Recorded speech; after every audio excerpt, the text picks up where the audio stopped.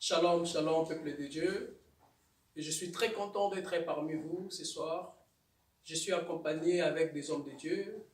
Je suis avec le docteur Roger Bouledi et notre bien-aimé Edimo Kachama. Moi, je l'appelle Archiaigle. Par le biais, en fait, de cette émission, La Parole de Christ, nous venons encore vous annoncer des grands journées des évangéliques avec le docteur Roger Bouledi. Et je vous présente mon invité. Bonjour, docteur.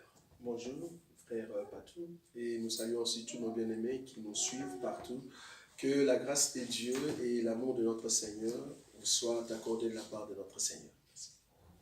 En fait, on vous a invité parce qu'il y a des journées d'action évangélique et nous voulons avoir des précisions, nous voulons connaître en fait comment ça va se dérouler, c'est quand et c'est quoi les thèmes aussi. Oui, en fait, nous avons compris que l'Église, en ces temps de la fin, parce que nous croyons que nous cheminons vraiment vers la fin, parce que l'époux doit déjà venir, et que nous qui avons déjà reçu le Seigneur, nous croyons qu'il y a aussi nos bien-aimés qui sont encore dans le monde, qui sont encore dans de boîtes, qui sont encore dans le vie de la débauche, ou voire même de la prostitution. Mais cependant, par le biais des hommes des dieux, des serviteurs des dieux, nous proclamons l'enseignement et nous évangélisons à ce que nos bien-aimés qui sont encore dans le monde, qui sortent là-bas et qu'ils viennent pour participer au fait tout autour de la nourriture que nous mangeons, c'est-à-dire Christ. Et nous voulions quand même organiser ces 2 journées d'évangélisation, enfin de prêcher sur un thème très important, Talitha Koumi. Talitha Koumi, en fait, veut dire « jeune fille, lève-toi ». Donc, c'est en hébreu? Non, c'est en araméen. En araméen. Donc, Talitha Koumi, c'est-à-dire « jeune fille, lève-toi ». Donc, c'est Jésus qui l'avait prononcé, je crois, c'est dans le livre de Marc, Marc, je crois, chapitre 4 ou 5. Voilà, donc, Jésus était en train d'aller dans la maison de Jairus, parce que sa fille était morte, malade et en même temps mourante. Et Jésus allait là-bas, mais la Bible dit que au cours de route, Jésus va rencontrer une autre femme. Et cette femme, parce que la fille de Jairus avait 12 ans.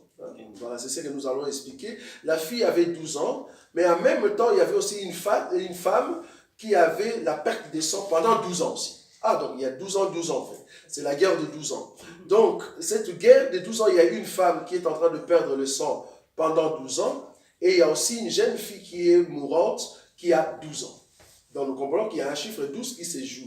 Mais cependant, Jésus, au lieu d'aller là où il devait aller, c'est-à-dire dans la maison de Jairus, normalement, c'était ça le but. Mais en cours de route, il y a une femme qui vient entrer. Or, la femme n'était pas programmée dans le calendrier de Jésus. Dans le calendrier, c'était la jeune fille. Le calendrier, c'était dans la maison de Jairus. Et c'est qui la jeune fille? Et c'est qui ça, on va expliquer. Nous voulons que le bien-aimé vienne. Parce que nous pouvons prendre cette jeune fille étant un peuple, et nous voulons aussi l'expliquer aujourd'hui dans la doctrine comme étant ceux qui sont encore dans le monde. On peut toujours l'expliquer. Mais ici, je suis en train d'expliquer. Donc, la jeune fille, ce n'est pas une église en fait. Parce non. Église doit être dans la révélation, là où nous sommes en train d'expliquer que cette jeune fille, c'est un peuple, que Jésus avait un calendrier, rien que pour ce peuple-là.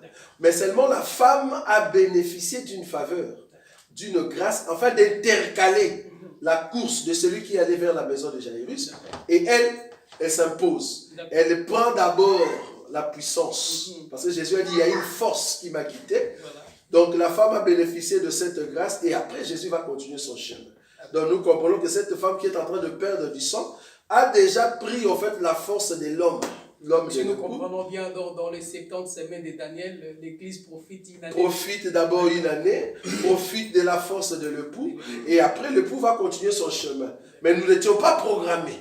C'est là-bas que nous sommes. Nous n'étions pas programmés, mais Dieu nous a fait la grâce de, n'est-ce pas, avoir la grâce auprès du Seigneur. Et ce que j'aime beaucoup, la Bible dit, permettez si vous voulez, la Bible dit que Jésus, il y avait la foule. Quand on dit foule, c'est-à-dire toute personne pouvait le toucher. Mais cette femme, la façon qu'elle a touché le Seigneur, a fait que Jésus-Christ doit donner la vie. Et Jésus a dit, quelqu'un m'a touché. Bon, les disciples ont dit, mais il y a beaucoup de gens ici, donc c'est tout à fait normal qu'on te touche. Il dit, non, tous ces mots-là ne m'ont pas touché. Mais cette femme-là m'a touché. Donc aujourd'hui, il faut être parmi ceux qui touchent Jésus. Amen. Et nous voulons toucher Jésus pendant ces 2 jours. Et nous voulons être aussi ceux qui prient le Seigneur afin qu'il vienne à notre maison pour guérir notre fille. Parce qu'il y a une fille qui est mourante, qui est morte.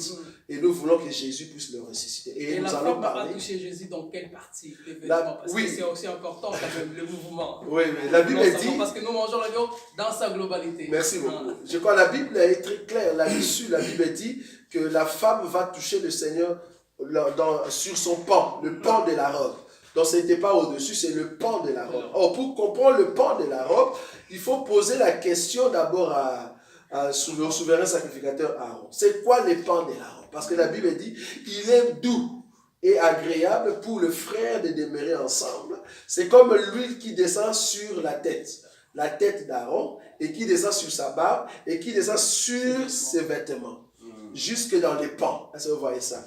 Or, si vous rentrez dans la loi, on nous dit que sur le pan du souverain sacrificateur, c'est là-bas que se trouvaient des clochettes et des grenades. Nous comprenons que quand on parle des clochettes, on est en train de sonner. Nous sommes en train de sonner, il y a un son. C'est pour cela que nous appelons tous nos bien-aimés qu'ils viennent manger des grenades et écouter les sons des cloches. Parce qu'ici, nous sonnons pour que ceux qui dorment, qu'ils puissent se réveiller. Amen. Amen. Nous avons aussi mon autre frère qui va prendre la parole, le frère Edmond, qui va intervenir. Nous bénissons l'Éternel pour cet événement de Talita Koumi. Comme notre bien-aimé frère Roger Boulet a pu dire, c'est vraiment la guerre de 12 ans. Et cette guerre a commencé depuis très longtemps. Nous allons voir que l'Éternel va faire la promesse à Noé qui lui dira que mon esprit ne restera pas au-dessus de 120 ans. Vous voyez, donc obligatoirement, son esprit doit rester à l'âge de 12 ans. Et nous allons voir cette fille de Jairus. Jésus lui dira, jeune fille, lève-toi. Il précise que c'est une jeune fille. Parce que nous croyons qu'une jeune fille ne peut pas encore se marier. Car elle n'a pas encore assez de mamelles. Vous voyez? Voilà pour laquelle Jésus-Christ dira, jeune fille, lève-toi. Et nous croyons que ces jeunes filles-là, c'est l'Église aujourd'hui. Parce que l'Église est encore en train de grandir dans l'âge. Et nous devons nous lever afin que nous puissions voir le mari. Vous voyez? Donc nous vous invitons réellement à venir à cet événement. Et j'ose croire qu'on aura 12 ans. Et ce jour-là, Jésus-Christ nous dira Talita Koumi. Et pour ceux qui sont encore en train de dormir, la Bible déclare, réveillez-vous, vous qui dormez, réveille-toi, toi qui dors. Christ t'éclairera. Et j'ose croire qu'il va nous éclairer ce jour-là. Amen, amen. Le docteur Roger, en fait, nous voulons savoir, c'est à quelle heure? Oui, en fait, cet événement va se passer ici à Bruxelles. L'adresse, c'est chaussée de Mons, numéro 244. C'est tout près d'Abattoir. Abattoir et Clémenceau. Donc l'arrêt, c'est Clémenceau. Donc il suffit seulement de sortir à l'arrêt métro Clémenceau. Et la rue qui est juste en face de vous, c'est Chaussée des Mons. Et cherchez le numéro 243. Ça va commencer à partir de 15h. Donc samedi, à partir de 15h. 244, Chaussée de Mons, Chaussée des Mons, numéro 244, à partir de 15h. Ça, c'est le 20. Le 20, ça va commencer à partir de 15h jusqu'à 18h, voire même 19h. Et le dimanche, nous commençons à partir de 16h jusqu'à 18h30. Donc, ceux qui aiment le Seigneur, ceux qui aiment écouter Jésus parler dans leur cœur et ceux qui aiment les miracles et la puissance de Dieu, en tout cas, venez au rendez-vous, venez rencontrer votre époux, l'homme que nous appelons l'homme du sang, l'époux du sang. Il sera là pour nous donner la vie, il sera là pour réveiller cette jeune fille qui dort en vous. Vous voyez, parce que c'est une jeune fille qui dort en vous. Et la fille doit écouter la voix dans son sommeil. Et donc nous allons parler parce que la Bible dit, en vérité, je vous l'ai dit, l'heure vient et elle est déjà venue où les morts, vous voyez ça? Donc nous croyons qu'il y a d'autres personnes qui sont mortes et qu'il faut que la voix, vous puissiez l'écouter dans votre sommeil et c'est là-bas que vous allez vous réveiller. Donc il y a un mouvement, il y a d'abord écouter, après vous allez ouvrir les yeux. Si tu n'écoutes pas, comment tu auras la vie? Parce que l'œil, c'est la lampe. Or, pour que la lampe brille, il faut d'abord écouter. Or, l'appareil génital de la femme, c'est l'oreille. Amen. Donc il faut écouter le Seigneur qui a son appareil génital qu'on appelle la bouche. Amen. Il doit nous parler pour que nous puissions écouter la sémence du Père. Amen. Et là-bas, notre vie va changer. Si l'enfant, le jeune fille n'a pas écouté la voix, elle ne peut pas s'élever. Mais nous croyons que le Seigneur va nous parler, afin de retrouver au fait l'amour de Jésus dans nos cœurs par les billets de serviteurs de Dieu qui seront là. Merci beaucoup le peuple de Dieu. En tout cas, venez nombreux, le 19, le 20, nous serons là et le Seigneur va vous bénir abondamment. La Bible déclare qu'il rachète les temps car les jours sont mauvais. Donc nous sommes au moment où nous devons vraiment accrocher dans la parole de Dieu, car cette parole qui nous claire, cette parole qui nous fait du bien, qui nous prépare à la rencontre de notre Seigneur Jésus-Christ de Nazareth. Merci beaucoup. Merci beaucoup.